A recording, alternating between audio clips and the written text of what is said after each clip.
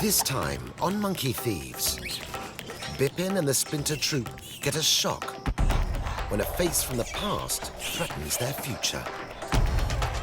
Jaipur erupts in a riot of color as the city's biggest inhabitants take center stage. And Rani's missing son, Teejay, still fights for his life.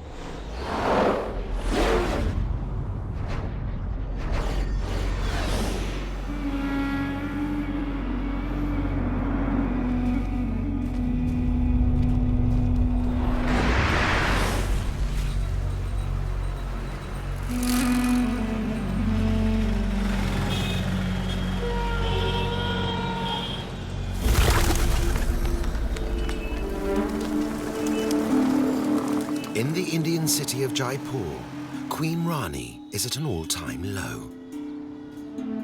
She's been evicted from her luxurious temple home at Gulta by an army of Langurs, and now scrapes a living begging on the dusty streets. Her youngest son, Teejay, is still missing. And yesterday, the troop's alpha male, Kamal, was captured by the local monkey catchers.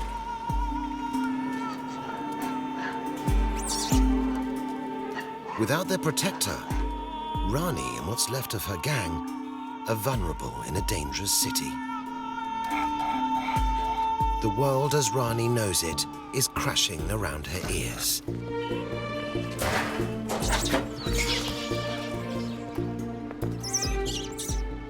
To add insult to injury, the pink city seems to be full of elegant langur monkeys.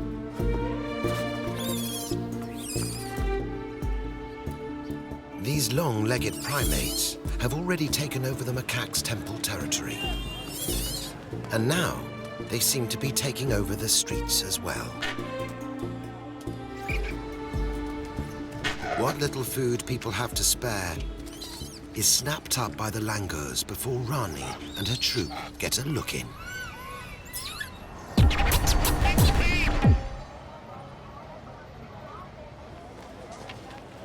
On the other side of town, life for Bipin and the rest of the Splinter Troop is much easier. They were kicked out of the temple at Gulta before the Langur takeover and have learned to love life on the streets.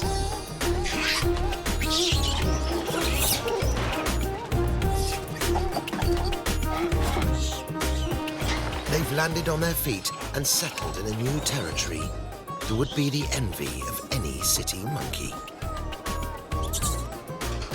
The fruit market in this Jaipur suburb is a simian's seventh heaven.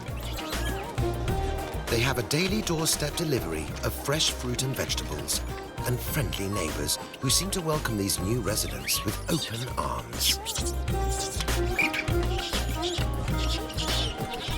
Feeding monkeys on the way to work is becoming a habit with many locals. No one here has the monkey catcher on speed dial. The regular food supply means boisterous teenagers Bipin, Yash and Tito have plenty of time to hone their street skills and practice some martial arts, macaque style.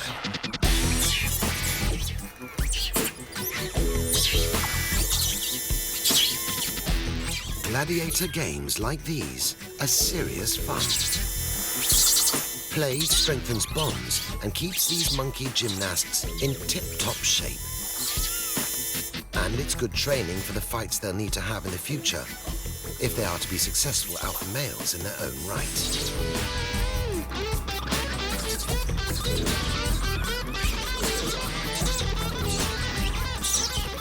But now, it's all about who can hold on the longest. At least until it's time for another snack.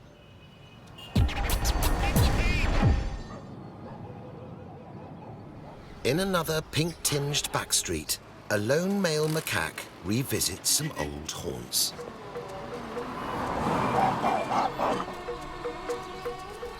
Zamir knows Rani and his former troupe are living somewhere in the city. Now, all he needs to do is hunt them out. But the wily primate has no idea just how close they are. Only 2 streets away, homeless and hungry Queen Rani doesn't know her old arch-enemy Zamir is back in town and on her trail. With alpha male Kamal gone, her troupe are in real jeopardy. The gang spiral deeper into the maze of alleyways. They are down in the dumps, but the rest of the population seems to be in the mood for a party. There's the whiff of carnival in the air, and Rani knows that in this town, festivals mean food. But no one seems interested in feeding monkeys today.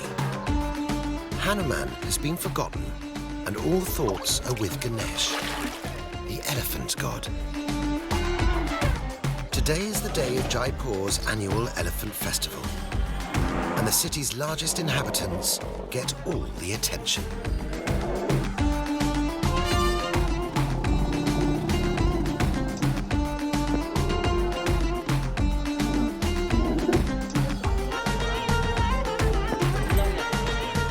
It's the most important day in the calendar for Jaipur's many elephant owners, who spend weeks dreaming up dazzling new designs and preparing the perfect pachyderm paint job. The coveted title of Best Dressed Elephant is a great honor. But this little one will have to stand still if she's to stand any chance of winning. Rani and her troupe are as neglected as the monkey god and take matters into their own hands.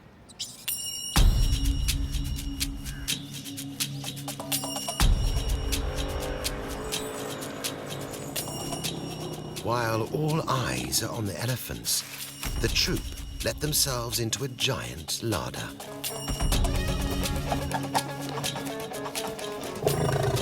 Elephants eat 400 kilos of food every day. There must be enough to share with a small troop of hungry macaques. Finding a meal fit for a monkey here is literally like finding a needle in a haystack. Elephants seem to love this sorghum grass, but it's a taste sisters Benita and Isha have yet to acquire. With their stomachs still rumbling, Rani and her troupe move on.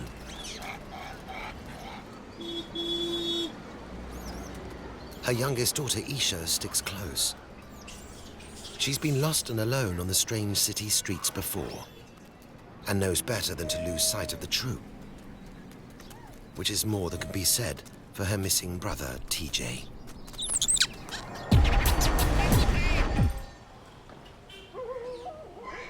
At Animal Clinic, Help in Suffering, Teejay's condition is critical. A misunderstanding with a power mast left the little monkey with his wires completely crossed, and he's fighting to survive.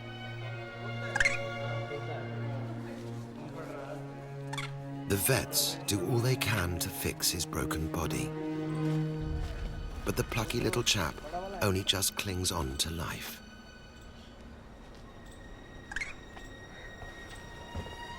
Teejay barely has enough energy to keep breathing, while the other little macaques in Suresh's care seem to have more than their fair share. If he pulls through, Teejay will have plenty of unruly playmates to keep him company. All Suresh can do now is wait and hope.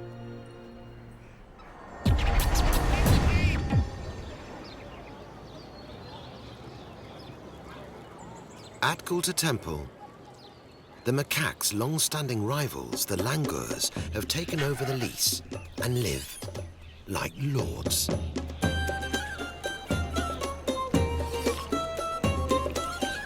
Langurs are considered to be the true descendants of Hanuman, the monkey god, and are the most sacred monkeys in India. In the Hindu epic story, the Ramayana, Hanuman is set on fire by demons. He escapes, but is left with the charcoal-blackened face and hands that Langurs wear today. The sculpted temple architecture and holy water pools seem to suit their celestial origins. But even paradise has hidden hazards. It seems Teejay is not the only monkey with a perilous passion for pylons. This little youngster has pushed his luck one cable too far. An electric shock has knocked him out cold, and he's stranded high above the ground. The little Langur's life hangs by a hair.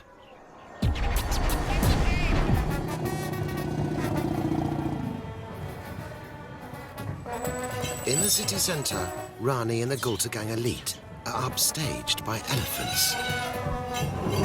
Traditionally, these massive mammals were considered by Rajasthan's Rajput kings to be a symbol of power and status. Royals on elephant back won wars and built kingdoms. The spectacular festival celebrates the elephant's unique place in Indian culture, and it's Jaipur at its flamboyant best.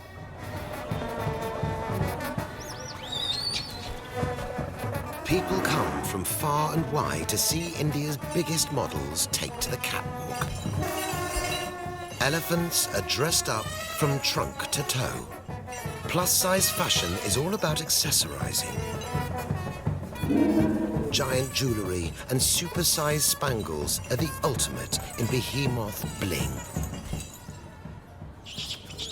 Only Rani and her troupe seem unimpressed by the oversized exhibitionists.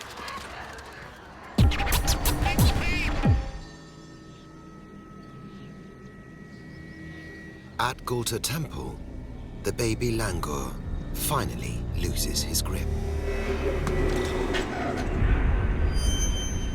It's a 20-foot drop to solid concrete.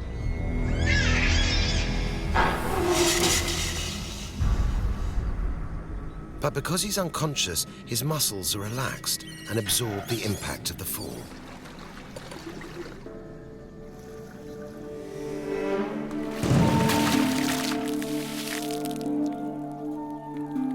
A well-aimed bucket of water brings the bewildered little victim to his senses. But the adult Langurs soon make it clear they don't want any more human help. As the youngster tries to get back on his feet, it's clear this isn't his first brush with death. His missing arm is a permanent reminder of a previous accident, but it hasn't kept this little one's feet on the ground. Back with his mum, he's out of harm's way. For the time being, at least.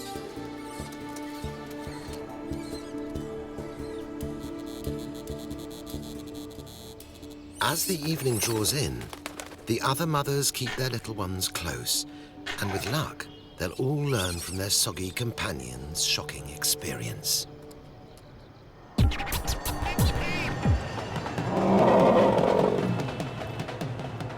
Back in the city, the elephants still steal the show. The procession is a huge success, and the winning elephant owner has a lot to celebrate. Festivities carry on long after the sun goes down. Rani's down-and-out troupe are in for a disturbed night's sleep. There is another ritual taking place on Jaipur's streets tonight. It's full moon, and the eve of Holi, the Indian festival of colour. All over the city, people light bonfires to cleanse the air of demons and symbolize the destruction of evil and the triumph of good. Tomorrow is the first day of spring, a new beginning, when old grudges are forgotten and friendships reaffirmed.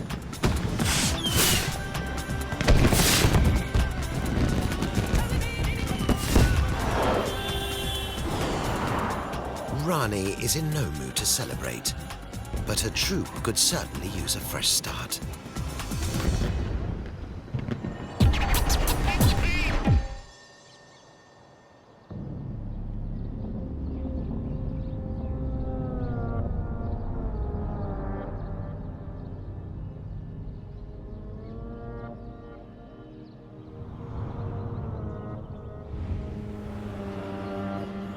A new day dawns over Jaipur, but there's no sign of Rani's fortunes brightening. Monkeys are still bottom of the list of human priorities. All anyone thinks about today is having fun. The Festival of Colour really kicks off.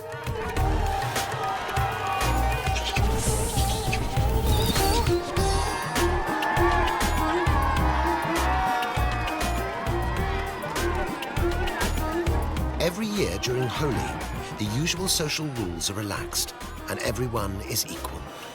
Throw paint at a total stranger on this day and all you get in return is a hug. The pink city is soon the purple, yellow and green city too.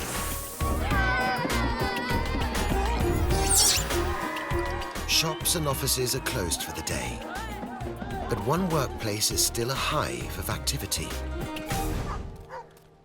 At Animal Clinic, Help in Suffering, there is plenty of work to be done. But that doesn't stop Suresh and his colleagues playing Holi as well. Some of the patients seem eager to join the festival too.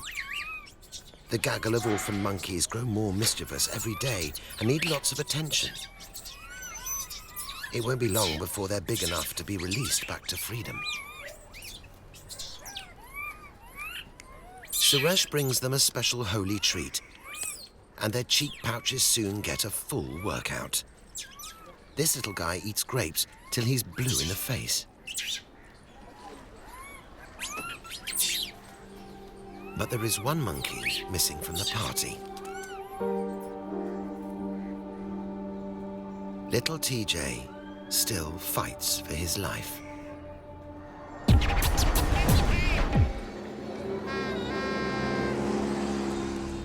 Back in the city, another macaque is careful to keep a low profile. Zamir remembers the Holi festival last year only too well. A flying packet of colour powder caught him right between the eyes and put the kibosh on his plans to attack his old gang at Gulta Temple. He keeps to the rooftops, out of reach of paint-covered revelers. Suddenly, Zamir sees a familiar face. Bipin recognizes Zamir too. He's shocked to see a face from the past that he thought had gone forever. Bipin remembers devious Uncle Zamir as a belligerent bully, always ready to pick a fight.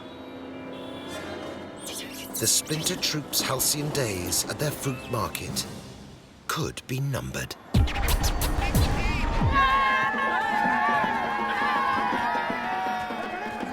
Just a few blocks away, the city's streets turn every color of the rainbow. But Rani and the remains of the Gulta gang elite have got the blues. They definitely don't enjoy the Holi festival.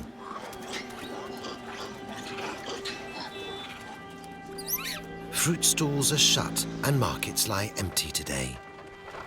The street vendors only sell color powder and dye. There's not a banana or even a peanut in sight. Rani still has no idea what has become of her missing son, Teejay. The outlook is bleak for the rest of the troop's youngsters too. When times are tough in the macaque world, the weakest members of the troop get the roughest deal, and the weakest are often the youngest. Several females in the troop are nursing babies, and producing milk uses lots of energy.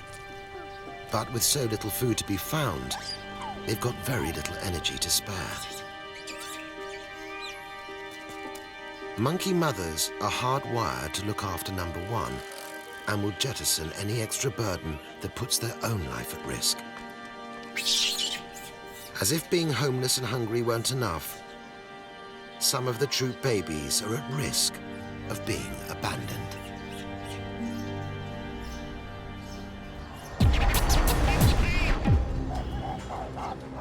At the Splinter Troop's market, Bipin waits anxiously for Zamir's next move. But he isn't the only one to have spotted the intruder. Troop leader Devdan is quick to stand up to Zamir. He's proving to be a good leader and has no intention of losing his alpha male rights just yet. It looks as though Bipin and his comrades Yash and Tito might need their fighting skills sooner than expected.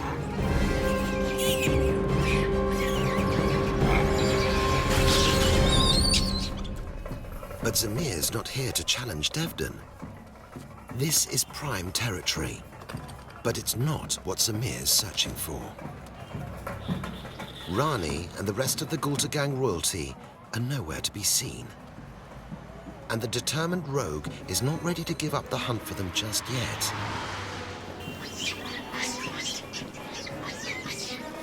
As Zamir disappears down the back streets, the Splinter Troop breathe a sigh of relief.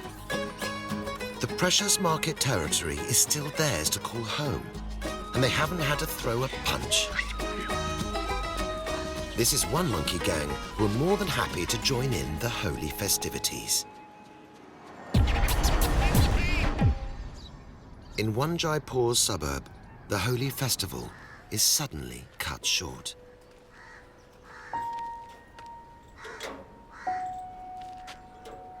The fun is over at Animal Clinic Helping Suffering,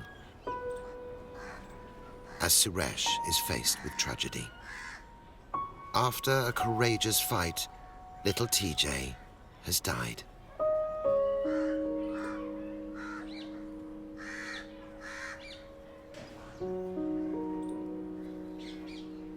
The young macaque's injuries were too severe, and despite doing all they could to help, the vets haven't been able to save him. Suresh lays flowers on the little monkey's body to honor his short life on Earth.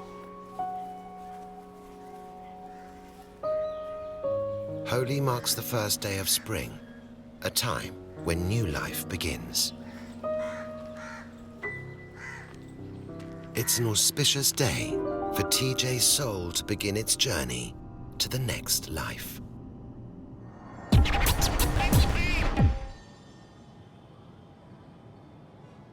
The last of the color fades from the air, and the noise of the festival finally quiets. Perhaps Rani knows she will never see her baby son again. But she certainly has no idea of what lies ahead for her downtrodden troop. Zamir is on her trail, and it's only a matter of time before he finally tracks her down. And with no alpha male to protect them, Rani and the Gulta gang elite are defenseless. Next time on Monkey Thieves, Rani comes face to face with a ghost from the past. Zamir puts his countryside skills to good use. And an Indian wedding puts an old rogue in the mood for romance.